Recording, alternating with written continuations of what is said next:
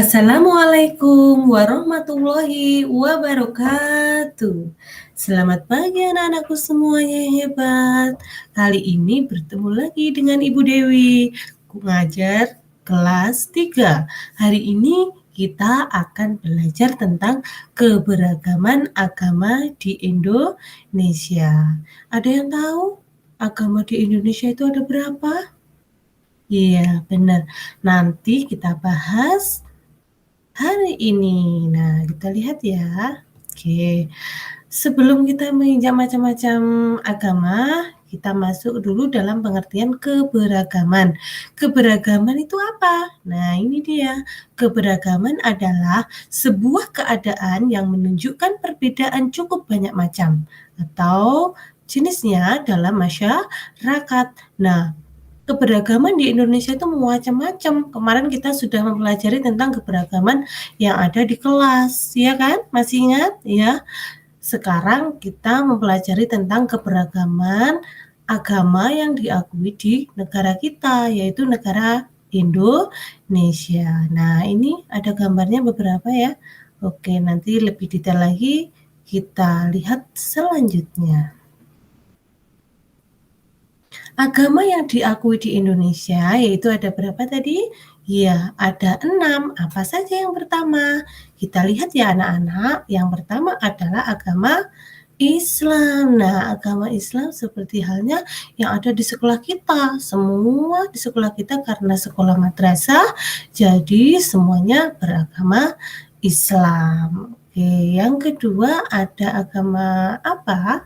Ya, Kristen Protestan. Ini ya, perhatikan ya. Nah, ini beda ya. Oke. Selanjutnya ada Katolik. Nah, ini agama Katolik. Terus yang keempat ada agama Hindu. Ini agama Hindu ya. Oke. Selanjutnya agama Buddha. Nah, perhatikan anak-anak. Yang terakhir yaitu agama Konghucu. Ini juga diakui di negara kita ya, Konghucu ini ya. Nah, sekarang sudah terlihat semua. Nah, perhatikan dari segi pakaiannya berbeda nggak?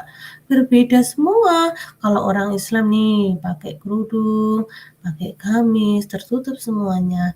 Orang Kristen seperti ini cowok ya, kebetulan ini gambarnya cowok. Nah, seperti ini pakainya, terus ada simbolnya juga seperti ini, ya. Kalau Katolik, nah ini ya, ibu-ibu biarawati, nah pakai seperti kudung ya, tapi beda ya, beda. Ini kalau orang Islam, nih lehernya ini nggak terlihat, ini tertutup semua dari atas sampai bawah, ini terlihat ya. Terus kalau orang Hindu seperti ini juga cowok ya, ini bli. Nah, ini biasanya kita temui di mana? Provinsi Bali. Ada yang pernah ke Bali? Iya, nah seperti ini ya. Jadi ini atasnya, nah pakai ini. Nah, di perutnya ada ini. Nah, seperti ini. Kalau orang Islam ini pakai apa? Iya, benar kopiah ya. Ya. Ini kalau orang Buddha. Nah, ini enggak di atas, nah terbuka, pakai kayak kain ya. Terus ini kepalanya enggak pakai apa namanya, topi atau kopet, tapi dia, nah biasanya gundul ya. Oke. Terus kalau Konghucu seperti ini, nah pakainya warna apa?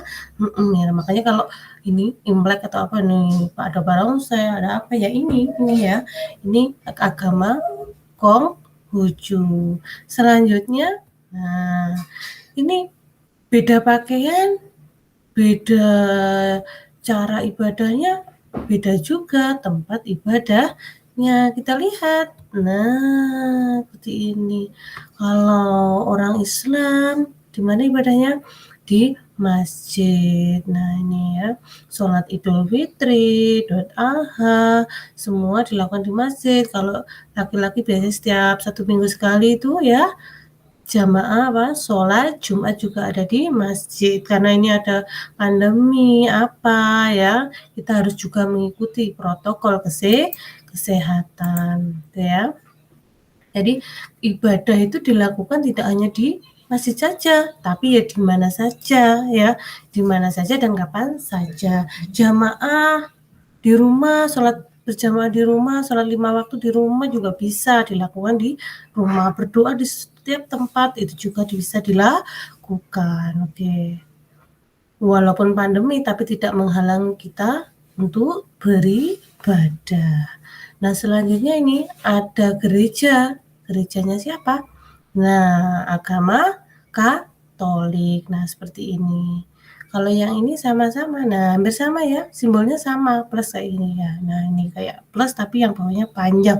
Ini juga gereja. Maaf ya. Nah, kembali. Oke. Nah, di sini, nah orang Kristen ibadahnya di sini. Nah, ini ada kelenteng juga.